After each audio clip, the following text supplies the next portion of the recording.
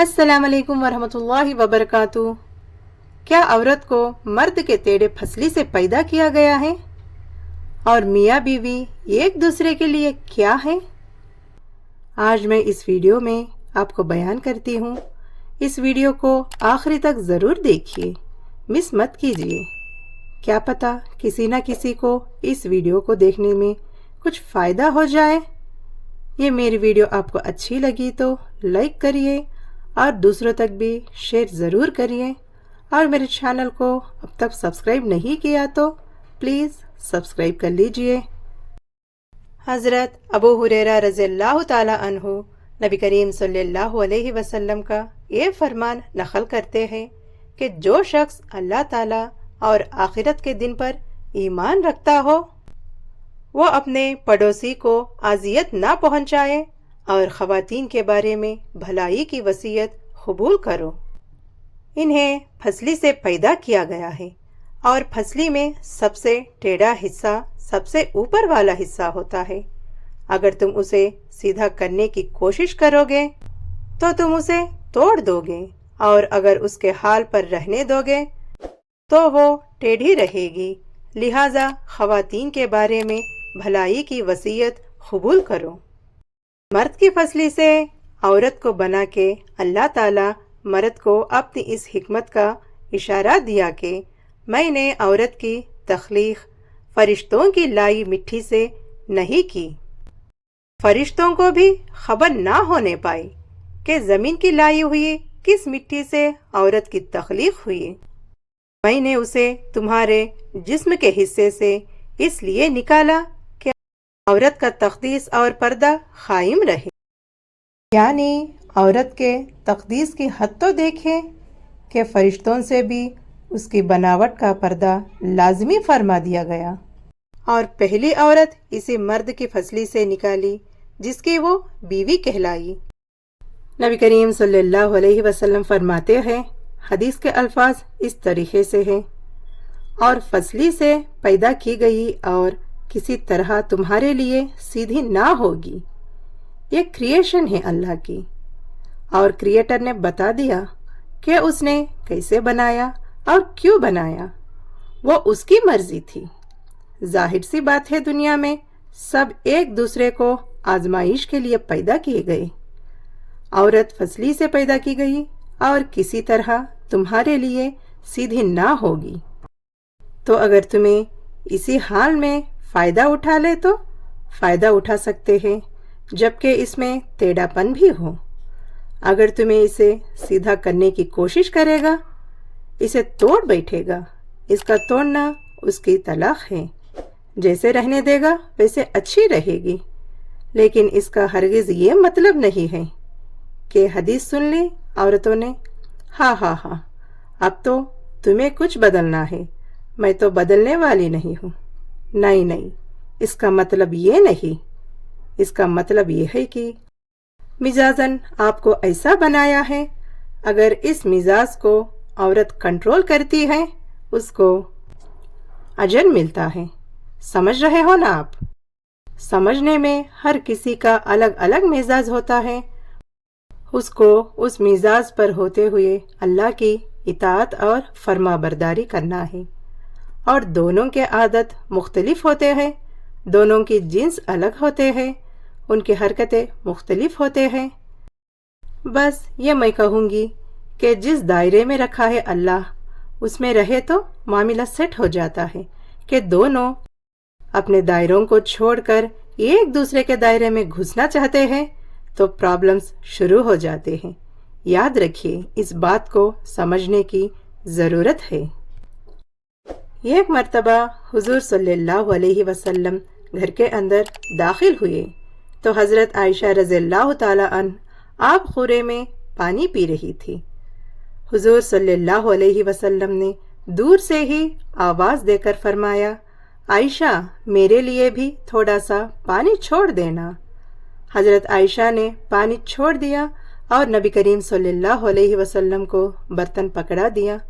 तो आप सल्लल्लाहु अलैहि वसल्लम ने पानी पीने लगे तो रुक गए और पूछा, ए आयशा, तुमने कहाँ पर होंठ लगाकर पानी पिया था ذرا بتانا تاکہ میں بھی اسی جگہ سے پانی پی سکوں۔ سبحان اللہ۔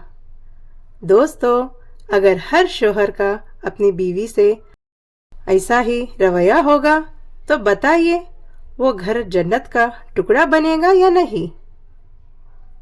اور بیوی سے برا سلوک کرنے والے نبی کریم صلی اللہ علیہ وسلم کا فرمان سن لیں، بیوی سے محبت کرنا کوئی عیب یا شرمانے والی بات نہیں ہے۔ یہ ہمارے پیارے نبی کریم صلی اللہ علیہ وسلم کی سنت مبارکہ ہے۔ سب سے خوبصورت رشتہ خاوند اور بیوی کی ہے۔ اس کائنات کا اہمیت والدین سے زیادہ ہے، اولاد سے زیادہ ہے، چاچا تایا سے زیادہ ہے، دادی دادا نانی نانا ساس بہو سے زیادہ ہے۔ جوائنٹ فیملی کی سسٹم کی وجہ سے یہ رشتے برباد ہو پڑے ہیں اور تباہ ہو پڑا ہے۔ قرآن مجید فرقان حامد نے میاں بیوی کا جو رشتہ بیان کیا ہے نا، وہ رشتوں کو آپ سمجھے کہ قرآن میں فرمایا کہ بیویاں تمہارا لباس ہے اور تم ان کے لباس ہو۔ اللہ اکبر! کہ کیسا الفاظ قرآن پاک میں اللہ نے کہا۔ سب سے پہلی چیز لباس جو ہوتا ہے بدن کو سخت سردی یا گرمی سے بچاتا ہے۔ اس کا مطلب یہ ہے کہ میاں بیوی ایک دوسرے کا لباس ہے۔ اگر بیوی کی طرف کوئی تکلیف آتی تو میاں اس کو بچاتا ہے، اگر میاں کی طرف کوئی تکلیف آتی ہے تو عورت اس کو بچاتی ہے۔ میاں بیوی ایک دوسرے کے لباس ہے۔ لباس کیا کرتا ہے؟ لباس آدمی کے عیب چھپاتا ہے۔ میاں بیوی ایک دوسرے کے عیب چھپانے والے ہوتے ہیں، عیب بتانے والے، رونے دھونے والے نہیں ہوتے۔ اور لباس خوش سیرات اور لباس شخصیت کا عین دار ہوتا ہے۔ لباس آدمی کی اچھی اور خوبصورتی کی تربیت کا حصہ ہوتا ہے۔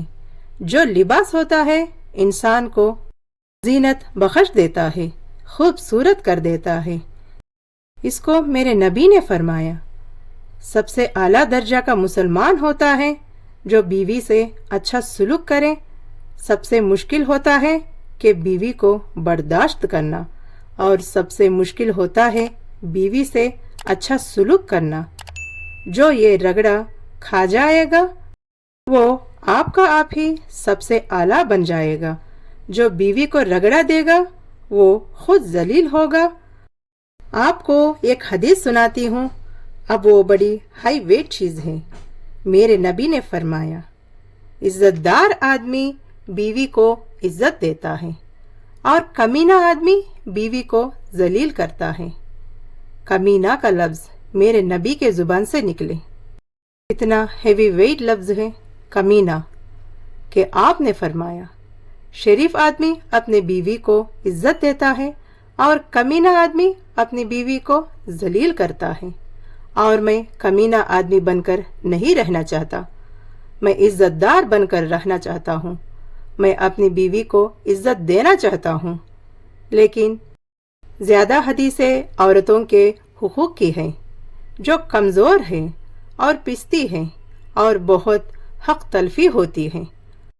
عورت کی ماں کے روپ میں، بیوی کے روپ میں، بیٹی کے روپ میں بہت تکلیف ہوتی ہے، تو قرآن اس کو زیادہ ہائی لائٹ کرا ہے اور میرے نبی نے بھی اس کو زیادہ ہائی لائٹ کیا ہے۔ تو یہ خاوند اور بیوی کا رشتہ ایسا عالی شان رشتہ ہے کہ اللہ تعالیٰ نے اس کے لیے سینکڑوں آیتیں اتاری ہیں اور اس کو سب سے اعلیٰ درجہ کا مسلمان قرار دیا گیا ہے کہ بیوی سے حسن سلوک کرے اور اپنے کر کے دکھائے، اور آپ نے کر کے دکھایا۔ کہ یہ ایک بہت اہم اس لیے ہے کہ بیوی اگلی نسل کی وجود میں آنے کی ذریعہ ہے۔ اس کے پیٹ میں اگلی نسل کی پروان چڑھ رہے ہوتے، مرد کی اگلی نسل اس کے عورت کے پیٹ میں پروان چڑھ رہے ہوتے۔ یہ اگر اس کو ذلیل کرے گا وہ سٹریس میں جائے گی، وہ ڈپریشن میں جائے گی، وہ غصے میں جائے گی، وہ دکھ اٹھائے گی، वो चुपके से आंसू बहाएगी। ये सारे डिप्रेशन ये वो औलाद पर जाएगा कि वो उसके कोख में पला जा रहा है। सब कुछ हो तो बीवी ना हो, तन्हाई का एहसास मार देता है। इसे एक और मतलब निकलता है कि लिबास के बगैर एक लम्हा गुजारा नहीं जाता। कोई भी कमरे में ना हो, तुम तन्हा हो, तुम कपड़े उतारो तो तुम अपने आप को अजीब फील करोगे। तुम अपने आप को चादर में छुपाने की कोशिश करोगे। इंस लिबास एक ऐसी जबरदस्त जरूरत है, बिना दलील के तुम तन्हा कमरे में भी कपड़े उतारो तो तुम अपने आप को अजीब महसूस करते हो। इससे पता चलता है कि बीवी के बगैर कोई जिंदगी नहीं है और खाविंद के बगैर बीवी की कोई जिंदगी नहीं है।